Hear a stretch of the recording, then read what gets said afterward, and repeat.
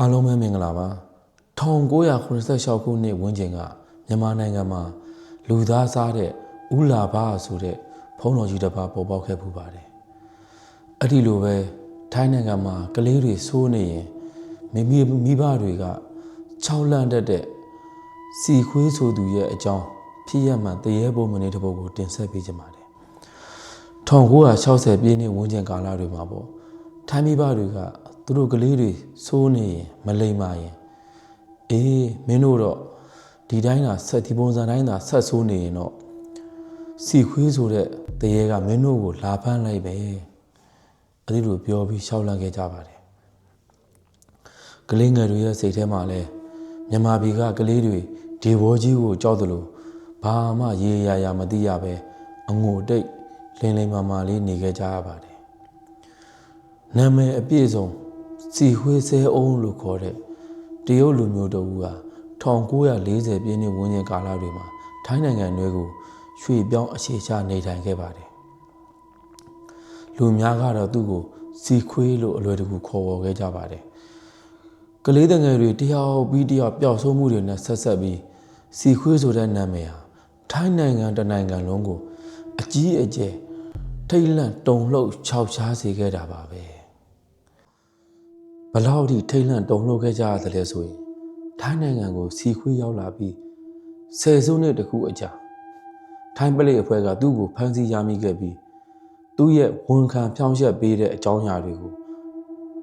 နိုင်ငံပိုင်သတင်းစာတွေကတဆင့်ထိုင်းပြည်သူတွေတရက်လုံး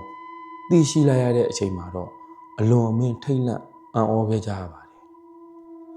ဘလောက်ထိထိတ်လန့်စရာကောင်းတဲ့ဆိုရင်ထိုင်းနိုင်ငံမှာစီခွေးကိုတမိုင်းတစ်လျှောက်အဆိုးဝါးဆုံးရာဇဝတ်ကောင်အဖြစ်သတ်မှတ်ခံထားရတဲ့အထိပါပဲစီခွေးရဆိုရင်ဖြင့်နိုထဘူးလီချုံဘူးလီလက်ရောင်းပထုံးထားနီအစားရှိသဖြင့်ထိုင်းနိုင်ငံရဲ့ပြည်နယ်တော်တော်များများကိုခြောက်သွားခဲ့ပြီးကလေးငယ်ပေါင်း10ဦးထက်မနည်းတပ်ဖြတ်ခဲ့မှုတွေအပါအဝင်ဒါတောင်မှသူဝန်ခံပေးတာပဲရှိသေးတာနော်တခြားသူ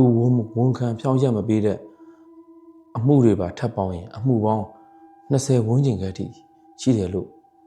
ထိုင်းသတင်းစာတွေမှာဖော်ပြထားခဲ့ပါတယ်သူဟာဘလောက်ထိရက်ဆက်ရုံမာတယ်လဲဆိုရင်သူတက်ခဲ့တဲ့ကလေးငယ်တွေရဲ့အသေးနှလုံးအတွင်းကလေးစာတွေကိုထုတ်ယူပြီးဟင်းရှက်စားတော့ခဲ့တယ်လို့